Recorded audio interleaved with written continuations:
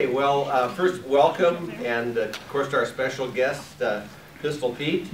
Don't be shy about getting your picture with him if you want to. And of course, Dr. Jim Romas, the previous Associate Vice President for International Studies and Outreach, and everybody else here who has some affiliation with correspondence education. And I want to just, this is the moment to kind of just pause and reflect on what correspondence education is at OSU, and we're having a 90th anniversary celebration, and what does that really mean? Well, let's go back in time 94 years to 1917.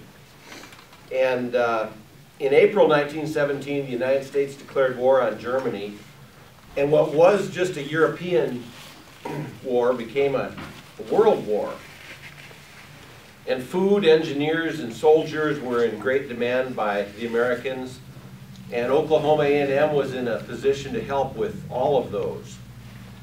Agricultural efforts intensified, especially in the production and preservation of food, and they had war gardens, and they promoted those among the rural and the urban dwellers, and they taught the students canning and food preservation techniques so that when they went home in the summertime, they could spread that knowledge through their local communities.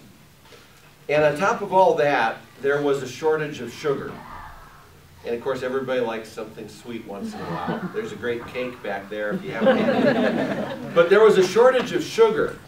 And so that caused the creation of the first correspondence course ever offered at OSU, which was on beekeeping, so that people in rural areas could keep bees, develop the production of honey, and have something sweet back in their diet. And that was the first correspondence course here at OSU.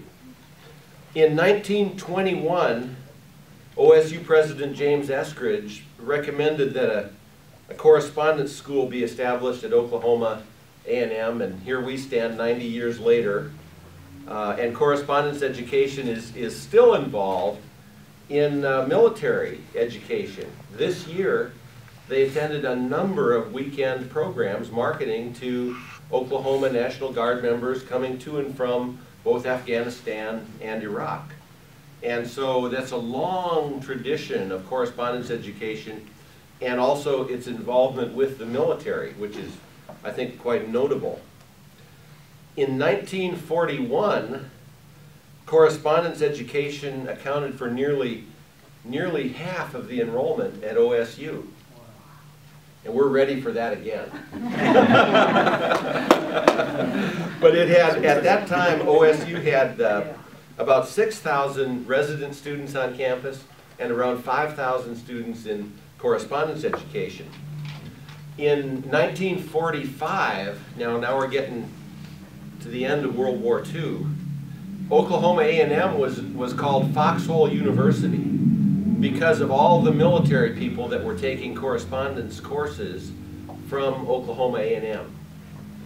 And the entire world was its campus. And correspondence education was well suited to the conditions of our servicemen and women.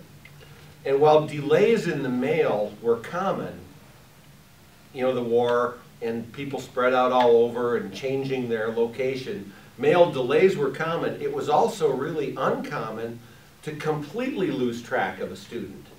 So there was disruption in service, but not a stop of service because of the war, and even to the people involved in it. In Sergeant Russell J. Condrey of Stroud, Oklahoma, enrolled and took a correspondence course through the American Red Cross while he was being held as a prisoner of war in a German POW camp. That's kind of another notable, it makes you think of Hogan's Heroes a little bit. Although I'm sure it wasn't quite like that.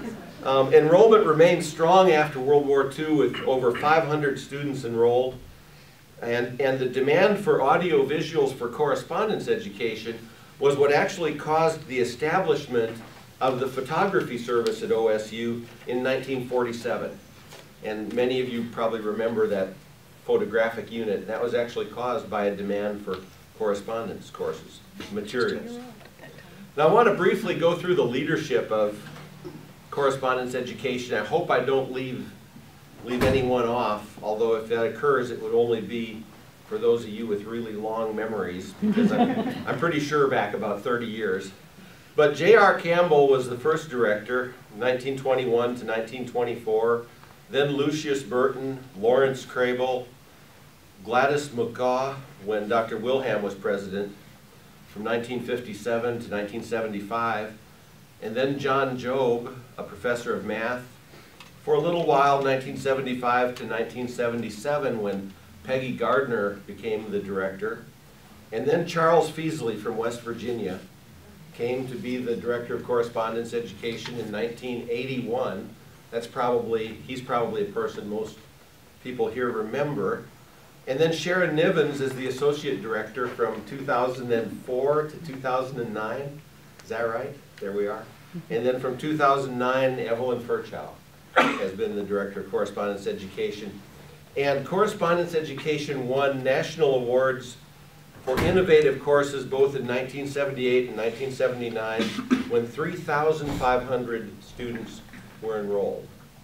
And I want to introduce Sharon Nivens here, who is the former director of correspondence education.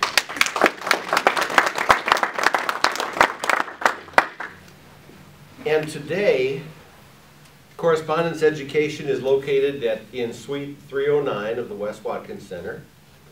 An enrollment office, a materials distribution center, a testing center for proctored exams are all maintained by 7 full-time employees. Correspondence education has won 17 course development awards in the last 35 years. 75% of the correspondence education instructors are tenure-track faculty at OSU, and 25% approximately are doctoral track in their area of expertise.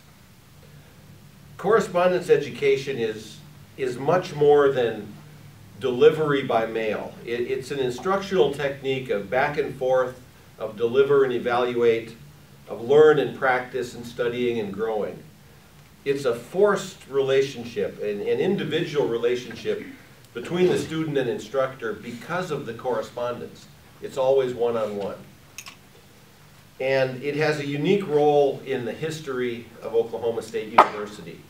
And I want to end by just introducing the current employees of correspondence education.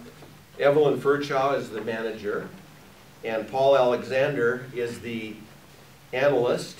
Susan Dukes is the accounting specialist.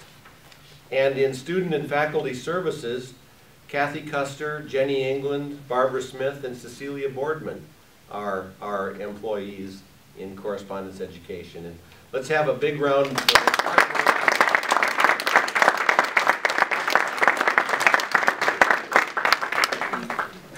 Thank you. And if anybody wants to carry, we just